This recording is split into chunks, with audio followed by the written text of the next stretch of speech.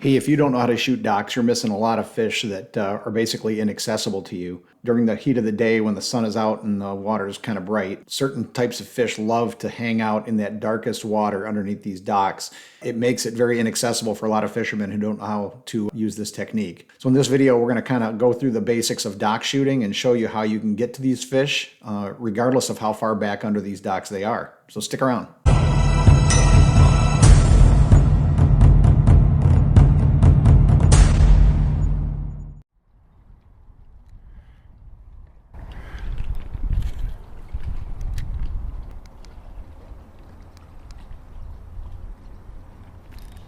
There's a fish.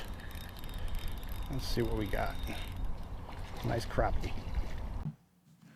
Now this happens to be a crappie, and I happen to like to catch crappie, but although crappie are one of the fish that really like this type of water, there are many other species that take advantage of this shade during the daytime especially. I've caught a ton of bass doing this. I've caught walleye, all sorts of panfish. The technique can be used for any of them. It's just a matter of making sure you're using the right bait and fishing it the right way. But this is really the only reasonable way to get the bait back underneath the dock. So let's discuss how this is done.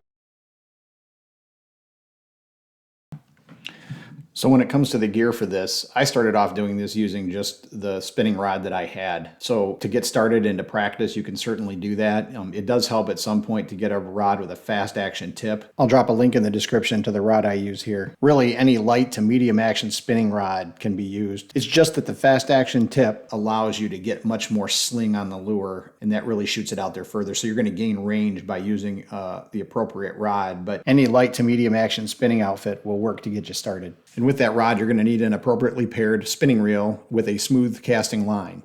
I've never used braid. I suppose it might work, and if anyone tries it, I'd be interested to hear back in the comments as to how it worked. But I've always used monofilament line in the 6 to 8 pound test range. So the first thing we're going to do is we're going to load the rod. And basically, to do that, you're going to reel your jig presentation. Reel it to where the point where when it's hanging vertically, it's about halfway down your fishing rod. That's a good starting point. Obviously, every rod is different. Every lure is different. And so you might have to adjust this based on your specific setup. Next, you're going to pinch the line and flip your bail over just like you would for any other cast. Next, you're going to grab that jig by the jig head and you're going to basically pull it down towards the handle. That loads the rod up. It puts a nice bend in the rod. And it's this tension in the line that when released will propel the jig underneath the dock. So now that we've got it loaded up, we're ready to release it. And the first thing you need to do, obviously, is aim it where you want it to go. And the best way to start getting a feel for this is to try to hold your rod to where the backbone of the rod near the handle is pointed down in the direction that you want the jig to go.